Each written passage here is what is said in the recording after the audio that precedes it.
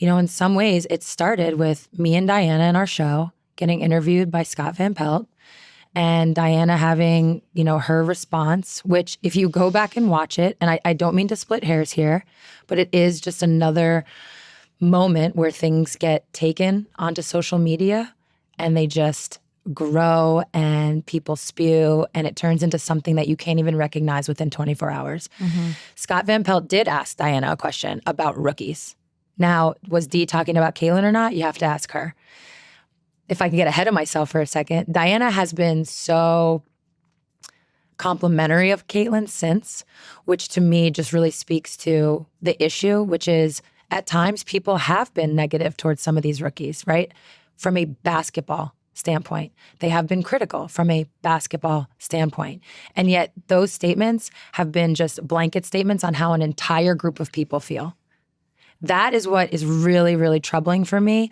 What you see in men's sports at times, and I'll use examples like Dylan Brooks and Draymond Green, and it's not to call them out in any specific way other than they've had moments with players. And yet when they do something, it's not the entire league hates the player that they happen to have a thing with. All right. So I just want to start with that. So where I've 100% landed is that once Diana's comments went viral, it led to the Twitter trolls and bots taking over. And what started there was this narrative of petty, jealous players hating on Caitlin. That's really what happened. That's where it started, that we must just dislike her, that we look at her side-eyed, that we don't want her to come in the WNBA and be successful, that we're hating on her, right? So we're petty and we're jealous. And from there, when we get to the start of the WNBA season, this is already planted in people's heads. This already exists. And when the games start and the play is physical, which it always is, I watched pretty much every single one of Caitlin's games early on because I am a fan. I do like good basketball. And of course, I wanted to see how she would do. And I can even have that conversation of my own opinions coming into the WNBA and whether I had question marks or whether I thought she would do well. I'm open to having that conversation as well because that is a sports conversation. And just another, I'm going to be on 1,000 tangents while I do this.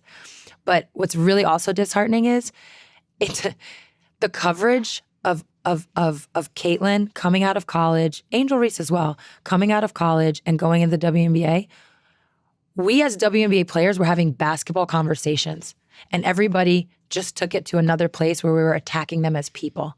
And that's, again, where that petty and jealousy lives. Yeah, because I digress. To put a point on what Dee said it's going to be a jump. The league is really difficult. It's very physical. Talent is talent and greatness is greatness. And it'll show itself. And we'll see. That's what she said. She goes, greatness will show itself. Greatness will show itself. I know. As it did. Something I'll just add to that since we're on the topic. You know what the issue is in this moment? Here's the issue. As WNBA players, we know the level of competition that's in the WNBA. And we also know the level of competition that's in college. And this is not to put down college basketball. We all came from college basketball. We all love and support and watch college basketball. College basketball on the women's side is a more popular sport. It has more fans, it has more eyeballs, it gets more attention. And I think at times, the people that don't know, they view it as a reliable evaluator of talent.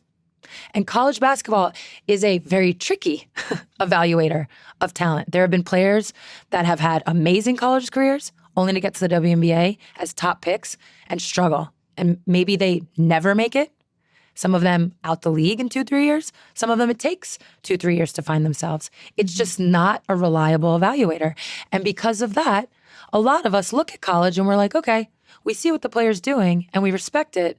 But, okay, I want to see them against pros. That's all that was. That is a basketball conversation. Well, every league in every sport, for men and for women, the pros is better than all the best players from college. But for women's go basketball, and play in the pros. Women's basketball gets twisted a little bit. Right. No, people do. That's exactly what it is. It's like only the top, 0.00% of college players actually play in the WNBA. There's only 144 of them. So it's like, obviously it's going to be better. Obviously it's going to be a jump.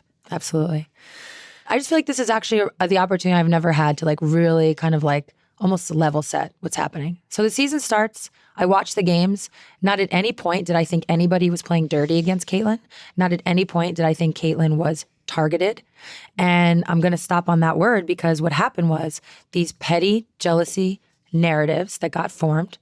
Then when the season started and people saw people blocking Caitlin's shot or picking her up full court, it then became, oh, they're targeting her. Oh, they're trying to hurt her.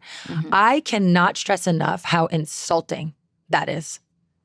That is probably like potentially the biggest insult you could throw at an athlete, especially an entire league of athletes. All players were doing, and I can attest to this. I did not come out of college with the same amount of fanfare as Caitlin. I did not come out of college with the same level of popularity, scrutiny, all of it. Nobody has. Caitlin is one of one. There's zero doubt about that. But when I came into the league, I had a really good college career. Bet you were on that scouting report. I was on the scouting report, and everyone was picking me up full court. Everybody was playing me physical, and they were basically testing me out. They were testing you out. Yeah. Because you know what happens? If you don't handle it, they're going to keep doing it because that is how you stop great players. Yeah. When people were up in arms about Caitlin getting picked up full court, and we talked about this early in one of our podcasts, it was like, well, yeah, you have to. If you don't, she's going to drop 35 on you. It's called like smart defense. You got to take people out of their game, right? We just watched the Liberty versus the Aces. Watch Alicia Clark guard Brianna Stewart. Aces at times go small. AC knows. Yeah. I got to be physical with Sabrina Stewie. got picked up full court every time she brought the ball Tiffany up. Hayes, Jackie Young, all over her. Yeah, this exactly. is basketball. Yeah. But again, what happened was all of these narratives got birthed through Twitter trolls.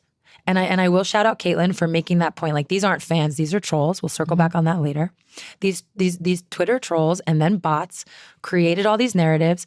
And then you had media members who don't usually cover our league step into the space because Caitlin and Angel and the rookie class brought a lot of new attention. They're now in this space. And I don't know if they're only reading Twitter. I don't know what their research was like. The way it came across was they did none.